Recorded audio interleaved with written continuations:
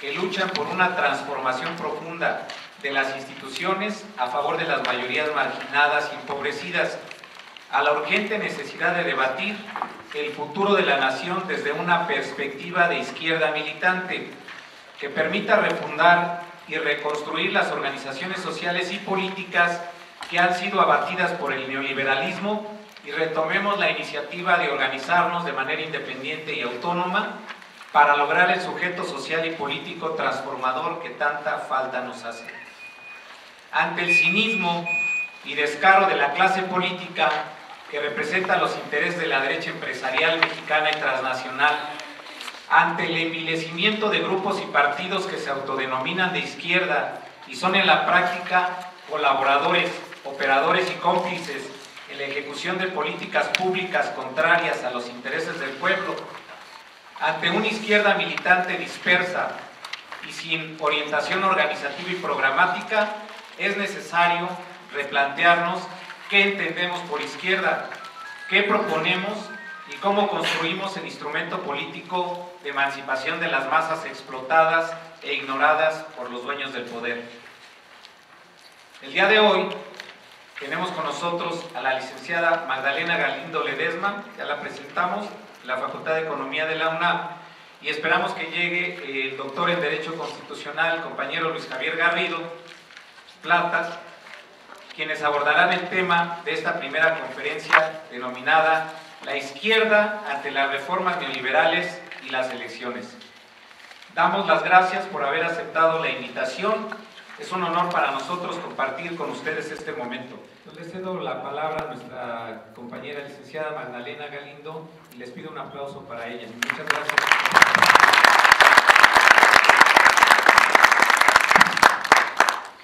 Gracias. Bueno, no sé si nos vamos a ajustar mucho al título de la conferencia, pero creo que más o menos puede dar un panorama general de lo que está ocurriendo en el país. Yo acostumbro decir que aunque no se avisoran ninguna posibilidades de que se realice hoy una revolución en el país, sin embargo, si imaginamos que sucediera esa revolución hoy, estoy segura que los historiadores no tendrían ninguna dificultad para explicar las causas de esa revolución. Lo que quiero decir es que las condiciones que está viviendo el país realmente son, digamos, podrían ser causa de una revolución porque estamos realmente inmersos en una crisis que es económica, política y social. O sea, realmente un grado de descomposición social como no lo habíamos vivido en muchas décadas. En primer lugar, me voy a referir a la crisis económica. Y ahí habría que decir que se trata de una crisis internacional, efectivamente, que abarca a todo el mundo, no solo el capitalista, que también ha afectado a los países socialistas o pseudo-socialistas. Y esta crisis en realidad se inicia desde los años 70, o sea, al inicio de los años 70, y continúa hasta la fecha. Aunque ha tenido dentro de ese largo periodo, que ya son exactamente 40 años, ha tenido momentos de atenuación de la crisis o de agudización de la crisis, que es a lo que comúnmente se le llama crisis, o sea, esos momentos de agudización. Pero desde mi punto de vista se trata efectivamente de una crisis de larga duración en la que se viven momentos de atenuación o agudización. Frente a esa crisis internacional, la burguesía o las burguesías de los distintos países, pero fundamentalmente las burguesías de los países altamente industrializados, con la estadounidense a la cabeza, han respondido con estrategias político-militares.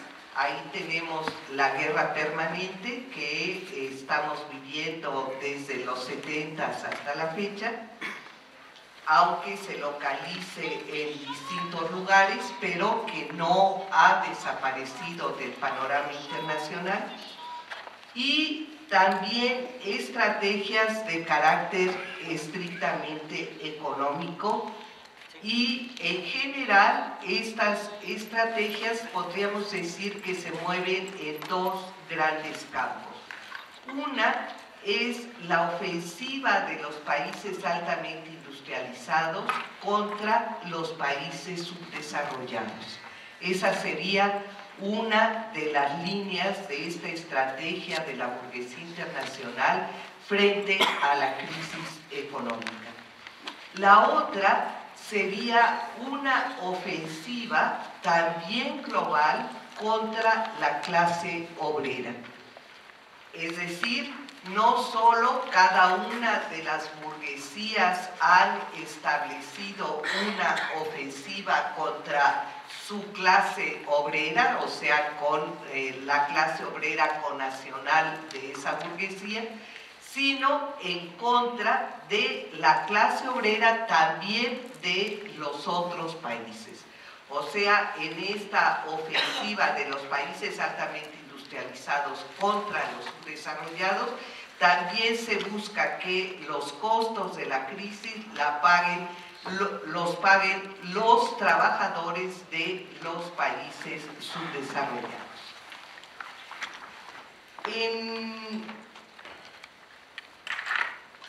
Digamos que el carácter más general de esta estrategia de los países altamente industrializados contra los subdesarrollados es el establecer una nueva división internacional del trabajo. A esa nueva división internacional del trabajo se le ha conocido como proceso de globalización. Y digamos que el corazón de ese proceso es lo que se conoce como la internacionalización del proceso productivo. Es decir, mientras antes eran plantas completas en donde un producto se tomaba de principio a fin y salía el producto terminado, hoy los departamentos de esa fábrica se han desintegrado, se han separado y se han llevado los que eran departamentos intensivos en tecnología y capital a los países altamente industrializados, mientras los segmentos intensivos en fuerza de trabajo se han llevado a los países subdesarrollados. Es lo que ustedes todos conocen como la maquila, que ha tenido un enorme auge durante las últimas décadas. Junto a esa internacionalización del proceso productivo, otra de las líneas estratégicas ha sido el refugio en la especulación, es decir, en lo que consiste la crisis económica en última instancia, es en la caída de la tasa de ganancia.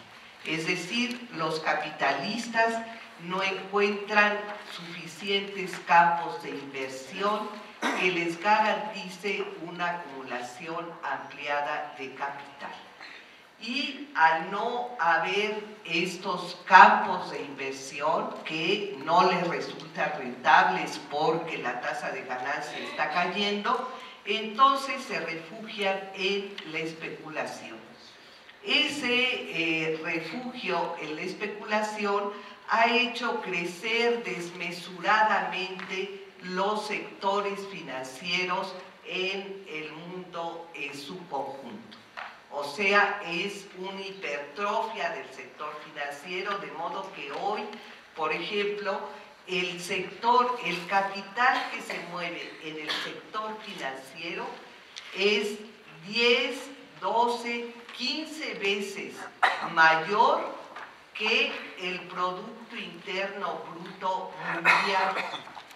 O sea que lo que se mueve en el sector financiero supera en 15 veces a la economía real, a la economía productiva del mundo en su conjunto.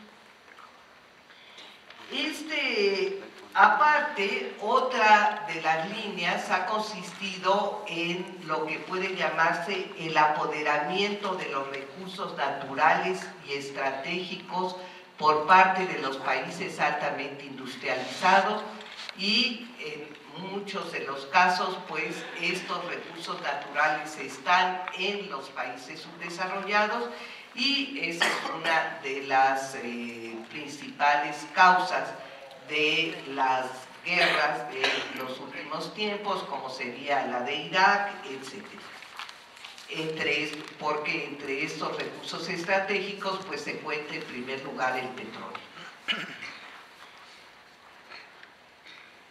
También frente a esta caída de la tasa de ganancia que han vivido los capitalistas en la crisis económica, se ha buscado ganancias en lo que yo llamo la economía criminal o el capitalismo criminal.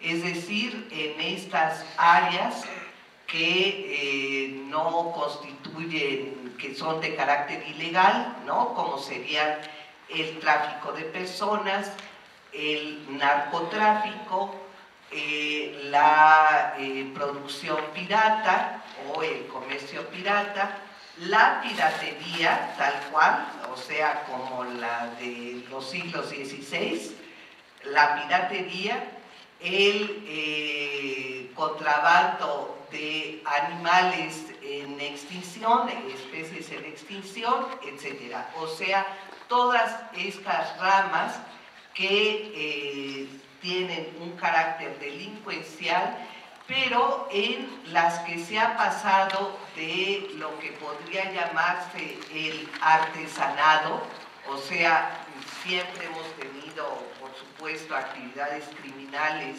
en la historia de la humanidad, pero en un crimen de carácter artesanal. Hoy se ha pasado a la industrialización del crimen y constituye hoy una de las ramas que están a la vanguardia de la acumulación de capital, o sea, es de las que producen, por supuesto, mayores ganancias en relación al capital, pero no solo eso, sino que también son las más dinámicas y además que han avanzado en conformar corporaciones que ya no podemos llamar bandas criminales o etcétera.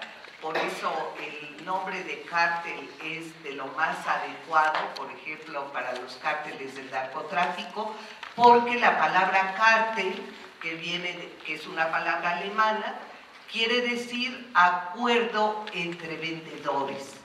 O sea, esto es lo que significa la palabra cártel, con la que se ha identificado a lo que ya son grandes corporaciones industriales del crimen organizado. O sea, ya no se trata de esta actividad marginal que existía en otros tiempos, sino se trata de una rama fundamental de la acumulación de capital. Por otro lado, como decía yo al principio, también se ha establecido una ofensiva contra los trabajadores, no solo en México, sino en el mundo en su conjunto. En esta ofensiva, bueno, pues una de las características de la ofensiva son los topes salariales, o sea, que los aumentos salariales siempre se coloquen por abajo de la inflación, de modo que en México, por ejemplo, desde 77 hasta la fecha, todos los años, con excepción de uno en el sexenio de Salinas y uno en el sexenio de Fox, todos los años, o sea, estos 40 años, los salarios han caído en todo este periodo. O sea, no hay ningún año más que estos dos que mencioné que tenga excepción a esta caída de los salarios gracias a que se establecen los topes salariales, o sea, esta medida de que los aumentos salariales siempre se coloquen por debajo del aumento de la inflación.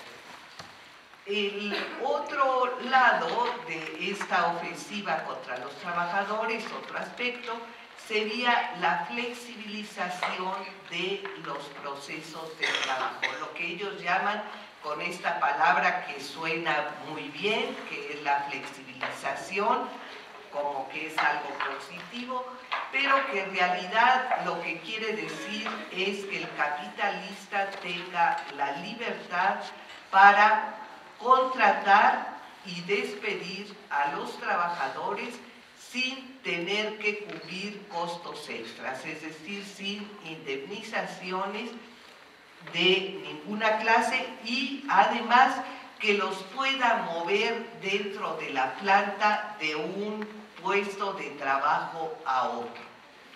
O sea, esta flexibilización del trabajo, de la que por ejemplo se habla en la ley del trabajo, en la reforma a la ley del trabajo que se quiere establecer ahora, consiste en esa libertad para los patrones de poder mover a los trabajadores de puesto dentro de la planta y poder contratar y despedir sin tener que pagar indemnización.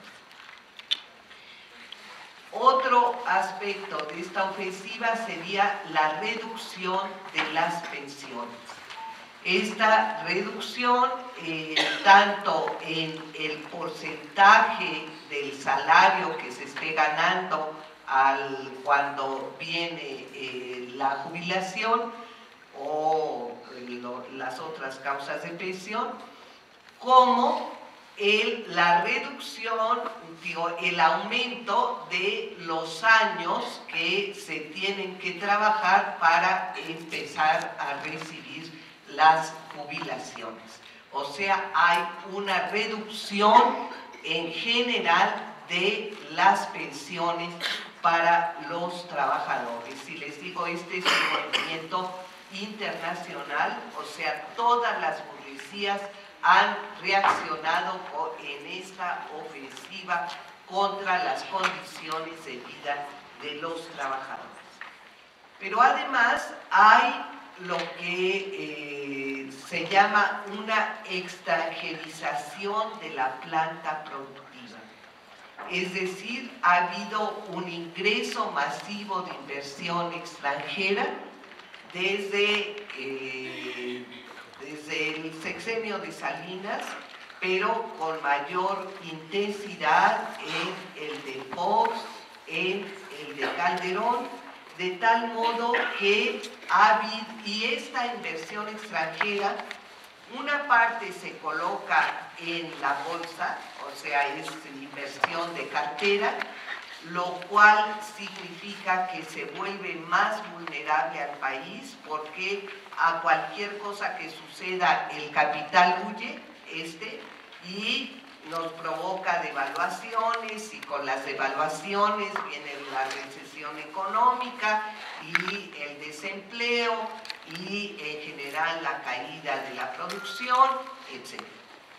O sea, nos vuelve más vulnerables las de cartera, pero la otra, la que se invierte en la planta productiva, pues no es mucho mejor, porque esa aumenta la dependencia del país y determina esta extranjerización de la planta productiva, porque además durante los últimos años la inversión extranjera se ha dedicado no a construir nuevas plantas, porque quienes elogian a la inversión extranjera nos dicen que crean empleo y que traen tecnología y que entonces debemos recibir a la inversión extranjera con gran gozo, pero en realidad, en primer lugar, eso no es tan cierto, porque finalmente toda inversión lo que busca es recuperar el capital invertido más una ganancia.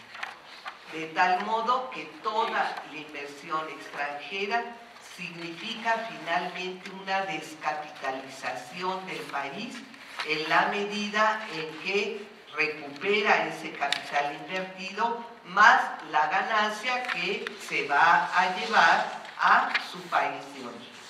Por lo tanto, a fin de cuentas significa una descapitalización del país.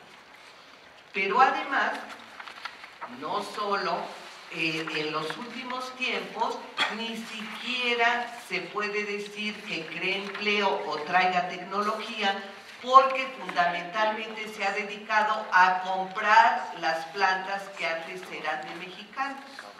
O sea, que no hay ningún cambio, sino al contrario, lo que sucede es que en cuanto se compran estas plantas, en cuanto hay fusiones o simple compra de las plantas, pues lo que sucede es una reorganización administrativa y vienen los despidos. O sea, no crea empleo, sino al contrario, lo disminuye.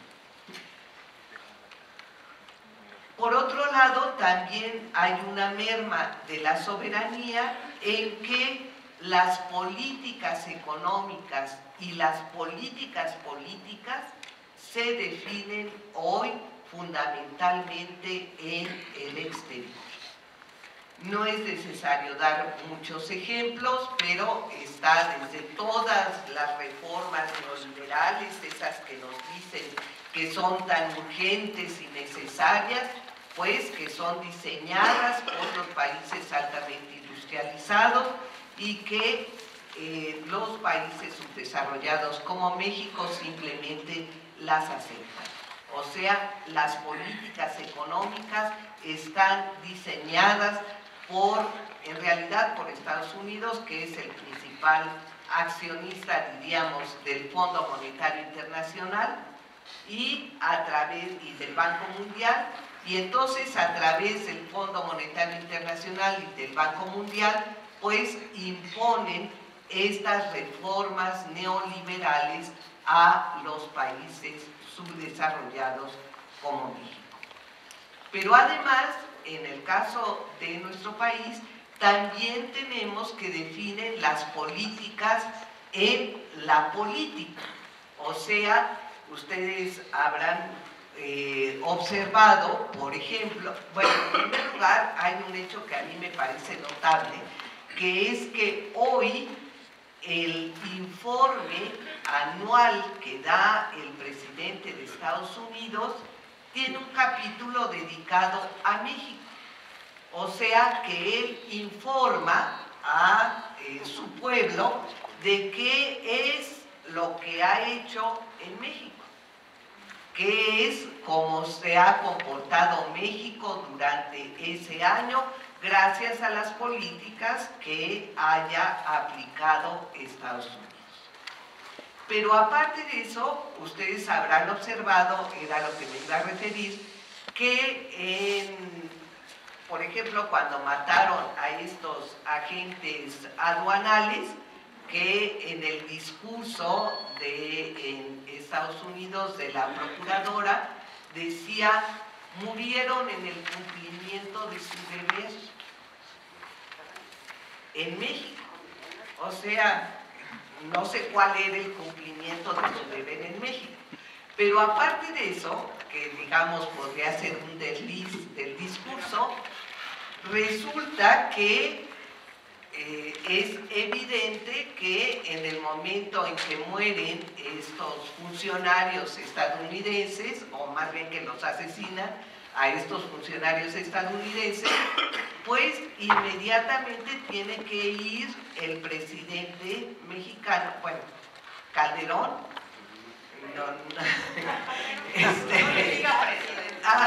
exactamente, tiene que ir Calderón a Estados Unidos a rendir cuentas de qué es lo que ha pasado, que ha permitido el asesinato de estos funcionarios estadounidenses. O sea, hay una injerencia directa, permanente, sobre la política en el país.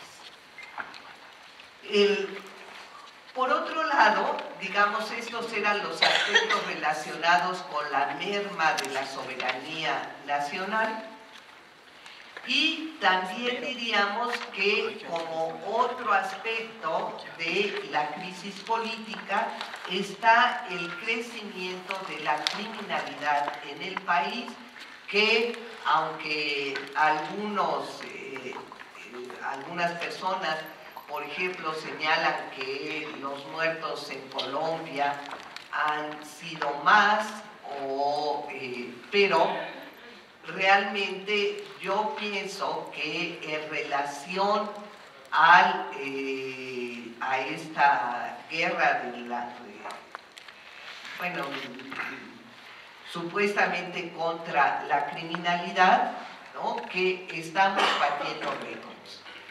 O sea, esto de 40,000 muertos, que además son los reconocidos, pero que se supone que hay muchos más que no están todavía registrados, como se ve por el hallazgo de fosas clandestinas cada rato, ¿no? O sea, varias en varios meses, ¿no? O sea que no se tiene un registro completo de los muertos que hemos tenido. Yo, por ejemplo, comparo con el caso de la mafia italiana, este libro de Saviano, que le ha valido el tenerse que esconder porque es perseguido por la mafia italiana. Él registra que es verdaderamente inaceptable que en 10 años en Italia haya habido 4,000 muertos a causa de las actividades de la mafia. Bueno, pues aquí llevamos en 4 años 40,000, ¿no? O sea que realmente es la relación al revés. O sea, ahí en 10 años 4,000 y aquí en 4 años cada uno 10,000, ¿no? Bueno. No me voy a referir más a este crecimiento o intensificación de las actividades criminales, que, como ya dije, forman parte constituyen hoy una rama de acumulación de capital que es una de las más importantes de la economía mundial y de México. Por otro lado, como otro de los aspectos de la crisis política, tenemos lo que es evidente, una paralización del gobierno en lo económico, lo administrativo y lo político. No pueden ustedes seguramente mencionar fuera de la guerra supuestamente contra el crimen organizado, un programa, un un plan, nada, absolutamente no hay actividad del gobierno, digamos, más que la de inercia, que no puede dejar de hacerse, pero hay verdaderamente una paralización en lo económico y lo administrativo, y en el terreno político yo digo que este gobierno ha batido récords en el mundo, o sea que es como para Ripley, porque no ha establecido una sola negociación con ninguna movilización política desde el principio de este sexenio hasta la fecha. No ha habido prácticamente ninguna negociación. Podría mencionarse el hecho de que se asustaron ante la huelga de hambre de los electricistas, de que se fueran a morir los trabajadores, y entonces les prometieron una negociación que no ha tenido continuidad. Y esa sería la excepción.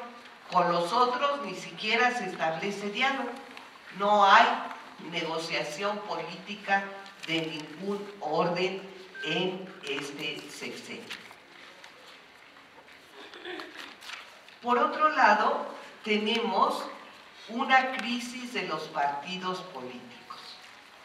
O sea, lo que también todo el mundo ve es que todos los tres más importantes y también los otros más pequeños están, aunque valga la redundancia, partidos por la mitad o partidos en 2 o 3, ¿sí? O sea, en 3 o 4. O sea, realmente no hay una actividad conjunta ni siquiera en el interior de los partidos políticos. Otro, ya voy a acabar, Otro de los aspectos de la crisis política es que tenemos lo que yo llamo sindicatos tímidos. No digo que no sean combativos, porque me parece que realmente les ha tocado vivir en esta etapa una situación extremadamente difícil, y por lo tanto no puede uno tanto culpar a las dirigencias sindicales, pero a fin de cuentas lo que tenemos es que son acciones muy medidas, muy sin poner en cuestionamiento prácticamente nada, sin más que algunas demandas pequeñas que no pongan en grave conflicto a los trabajadores.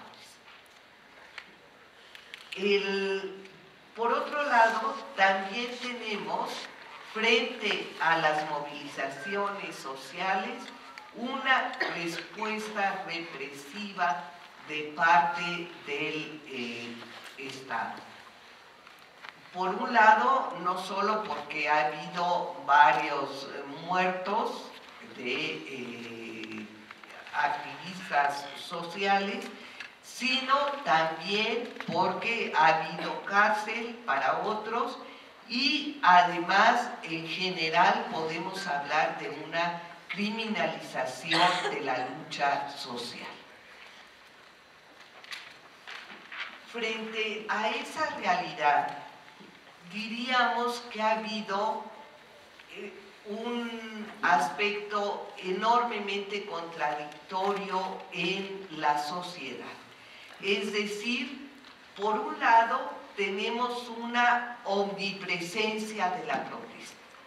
O sea, tenemos, yo creo que uno de los mayores números de manifestaciones, de promedio de manifestaciones diarias en el país, no solo en la Ciudad de México, con por supuesto mucho más en la Ciudad de México, pero en el país en su conjunto yo creo que somos uno de los países con más movilizaciones y sin embargo al mismo tiempo tenemos una pulverización de las fuerzas sociales, o sea que son pequeñas organizaciones por demandas específicas, ya sea agua en una colonia, ya sea vivienda para un grupo, ya sea democracia en una organización, en un sindicato,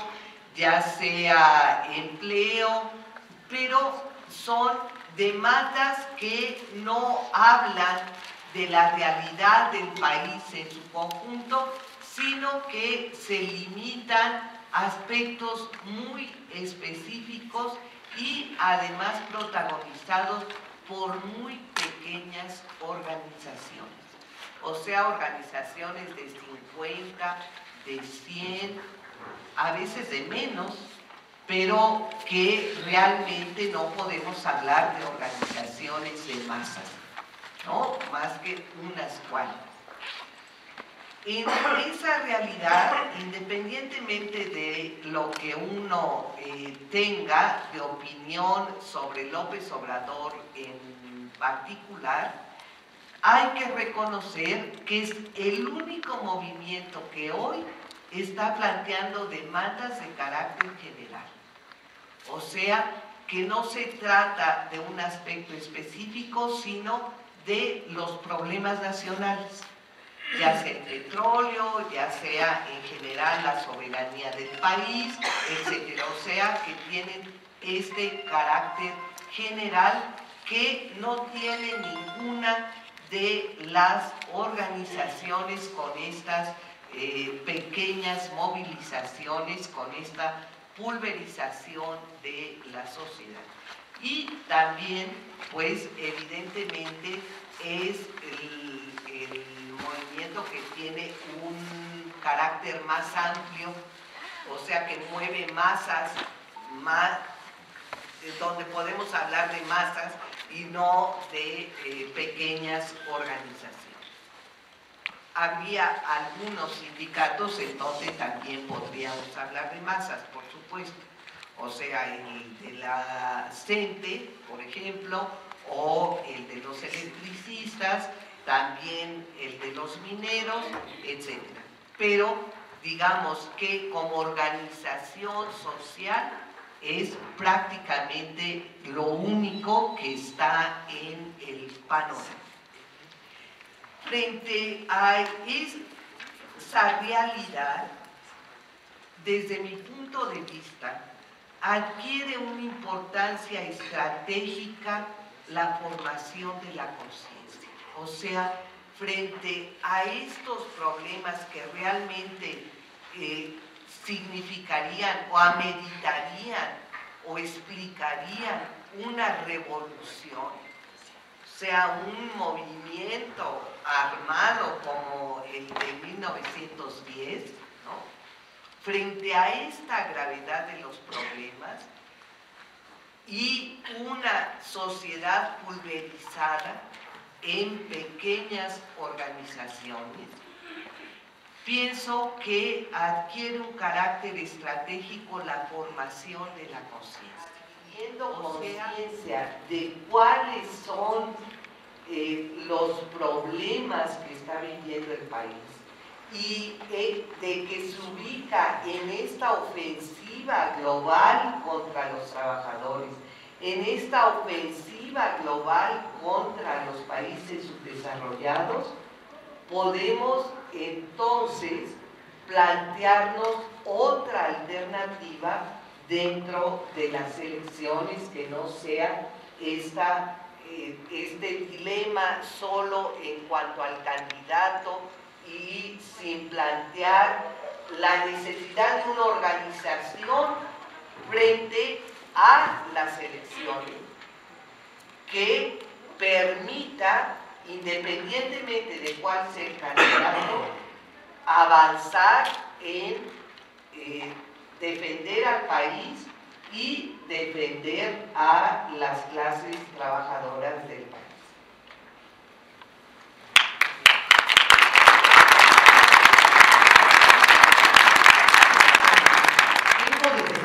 Estoy muy cansada y siempre me pasa lo mismo.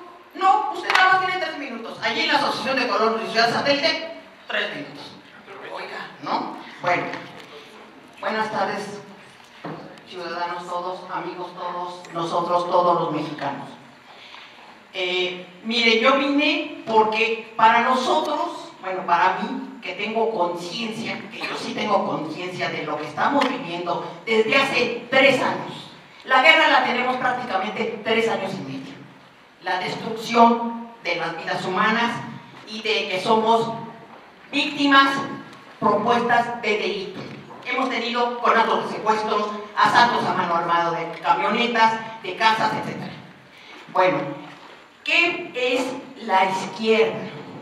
La izquierda, si nos acordamos, eran los jacobinos que se sentaban del lado izquierdo frente a los girondinos, ¿no? Los comodinos, ahora son los comodinos, los acomodaticios, que lo único que les importan son sus privilegios, la nobleza, ahora los ricos. 400 familias tendríamos, y los muy ricos, los que habla López Obrador, ¿no? Los millonetas, o los millonarios. Nada más, todos los demás estamos, los de este lado, todos. Lo que me llamó la atención de la palabra de la licenciada Magdalena es, hablamos de los trabajadores, no hablemos de los trabajadores en general. Los trabajadores somos todos, desde el director hasta el obrero, todos. Ya sea que trabajemos en una empresa nacional, transnacional o la que quieran. A mí me tocó trabajar de todo. Tengo más de 40 años trabajando, empecé a los 20, ¿sí? Tuve la suerte de ir a la mejor universidad en ese momento de mi país, ¿no? Bueno, entonces, ¿qué es la izquierda? No nos compliquemos, nada de que estamos otra vez reinventando el hilo negro. Señores, es libertad, igualdad y fraternidad, punto. Eso es la Revolución Francesa. Y a eso le agregamos justicia, justicia. Justicia de que se aplique la ley cabalmente. ¿Qué tienen que hacer los partidos políticos? Pues darnos un espacio. Yo es la primera vez que lo tengo, por eso vine. Hemos estado buscando que los diputados nos ayuden, que los diputados nos hablen. Es un problema, señores. Es un problema. No, ellos están allá en el castillo. Los monarcas le pusimos en el estado, los monarcas, y nosotros la plebe acá, todos afuera. Y teníamos un país que a lo mejor comíamos 3 frijoles, pero vivíamos en paz. Y este señor y toda la gente del panismo y derechismo y demás, que más bien es cinismo, es lo que es. Es lo único que han venido a hacer, a destruirnos, a destruirnos. Estamos luchando, no nos podemos quedar callados porque estamos luchando por nuestras vidas, por nuestras vidas. Ustedes, si tienen un conato de secuestro y tienen la mala suerte de que ya fue después secuestro, tortura, vejación, ultraje y muerte, ¿no? Porque ahora ya, ¿a quién recurrimos? ¿Los ministerios de justicia o los ministerios de injusticia? ¿No? Entonces, estamos entre la alternativa de que o levantamos la voz o no. Bueno, y así está todo el país, todo el país.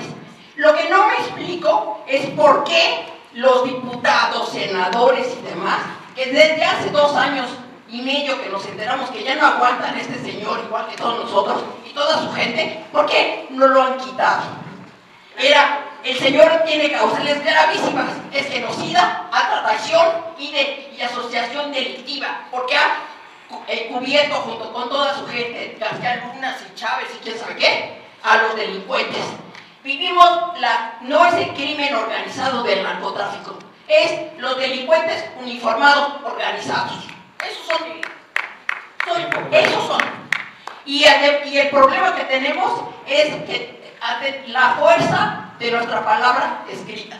Entonces yo pertenezco a la Unión de Consejos de Participación Ciudadana de allá del Estado entregamos un escrito para detener la Ley de Seguridad Nacional y todas sus reformas, decretos, concesiones, contratos, etcétera, etcétera, etcétera, que proponga todos estos que de derecha, de quién sabe quién. No, señores, ¿saben cómo les pusieron? Me van a perdonar, pero yo no se los puse. Perros del imperio. Son sirvientes del imperio yanqui. Eso es lo que son. Son verdaderamente... ¿Saben cuál es nuestro problema? ¿Saben? Nada más en una sola palabra se los voy a decir. ¿Saben cuál es nuestro problema como mexicanos? Estamos agachados. No. Antipatriotas. Eso es lo que son. Ellos son traidores. El señor lo manda a llamar Obama porque es su sirviente. Él se fue en K. Mientras López Obrador estaba allí en Reforma, el señor ya estaba hablando con el embajador, y como estaba en tela de duda, ni siquiera para el Plan Mérida vino Bush, vino un office cat. Hablar para que el señor hiciera tal y cual. Es importante lo que dice. Hiciera, miren señores, el señor no gobierna. El que gobierna es la CIA, la DEA, él hace punto y coma. Yo creo que para ir al baño, a ver si me da. Así está. Eso es lo que estamos viviendo. Y no me explico por qué están esperando. Lo que vine por una situación especial. Tenemos una, ¿cómo se llama? Una base militar en Puebla. Si no pagamos esto, yo no sé qué va a suceder. La desaparición de la soberanía económica. La política está prendida por alfileres. Entonces, yo creo que esto es de que tiene que ser ya. Tenemos que parar a esta gente. Claro. Nada de que tienen mucha fuerza. No es cierto. Nadie los quiere. Nadie los quiere de verdad. Yo vengo de un lugar súper panista. Ahora ya no los quieren. No quieren ni saber de ellos. El problema es que a lo mejor votan por el PRI. Entonces tenemos ahorita que defenderlos. Estamos yendo de casa a casa. Afuera de los supermercados, afuera de los tianguis, afuera de las plazas, etcétera, para poder, lo que necesitamos es que llegue la persona indicada y de allí vamos a pedir justicia. Gracias. Claro, bravo.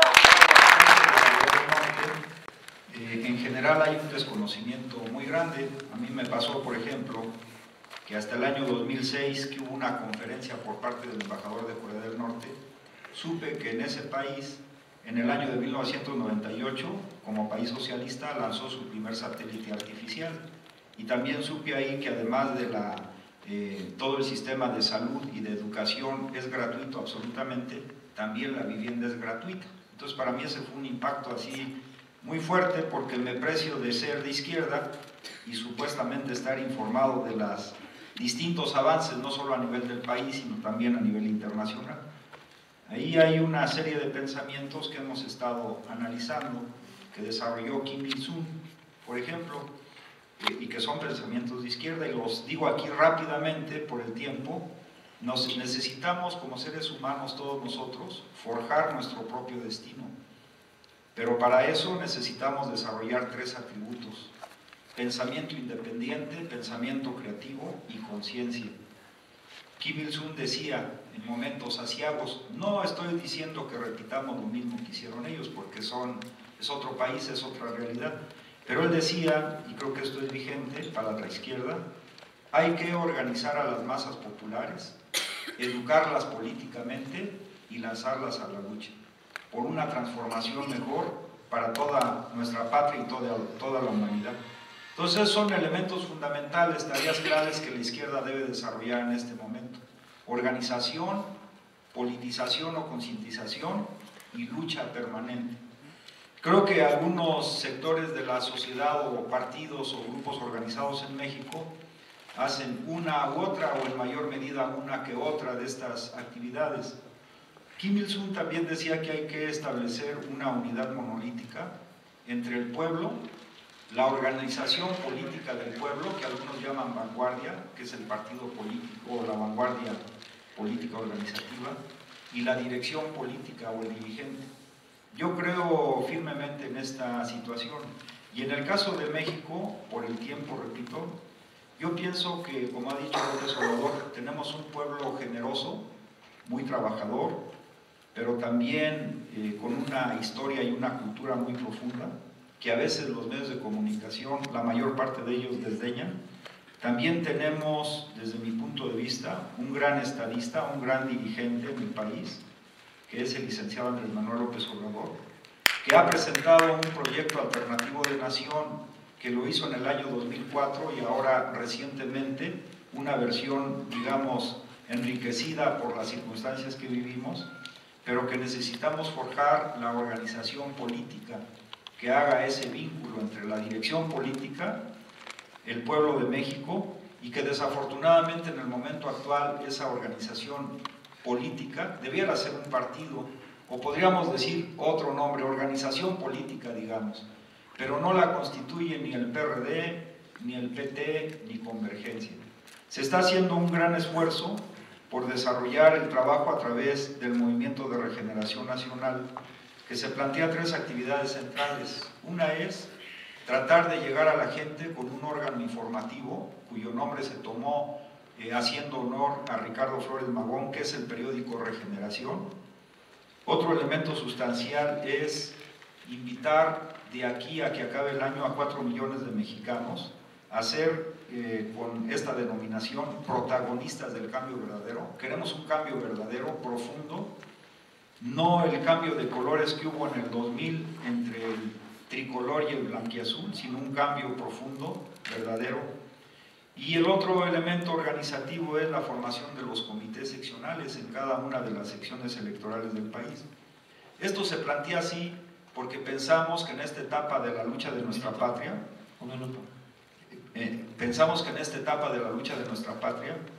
la vía, dadas las condiciones concretas de nuestro país, en este momento, no me estoy refiriendo a otros, porque las cosas pueden cambiar, pero en este momento se ha decidido que es la lucha electoral pacífica, pero no por pacífica la lucha deja de ser revolucionaria.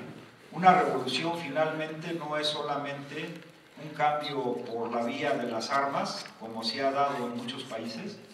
También hay ejemplos, aunque sean pequeños, como en la India, por ejemplo, con Mahatma Gandhi, que logró la independencia de este extraordinario país, o las movilizaciones sociales como en Bolivia, por ejemplo, que no necesariamente fue una lucha armada. Y pensamos que en nuestro país, dadas las condiciones actuales, se puede llevar a cabo el cambio por esta vía, en este momento, la vía electoral pacífica.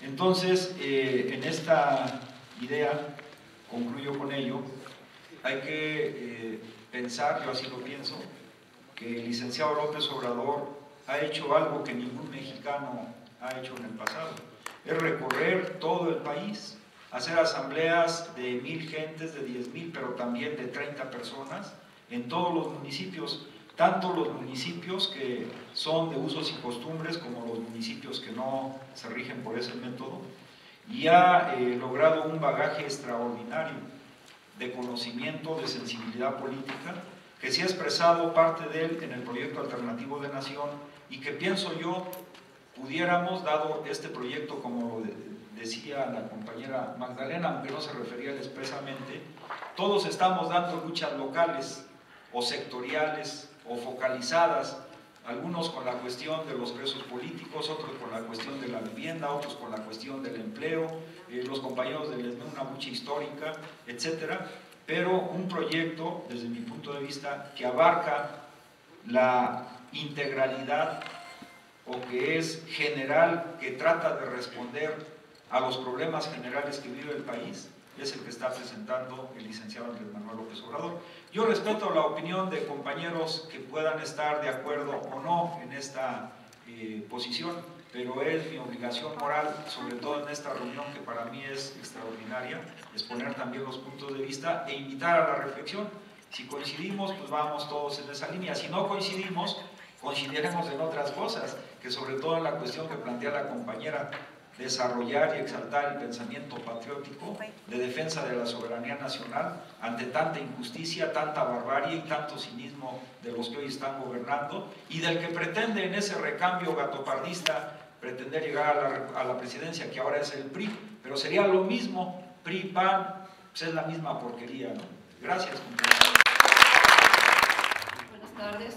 Bueno, yo soy Marisa López de Expresarte Internacional. Somos un medio independiente que hicimos nuestra primera filmación y nuestra primera entrevista el día que se inició el plantón en Reforma.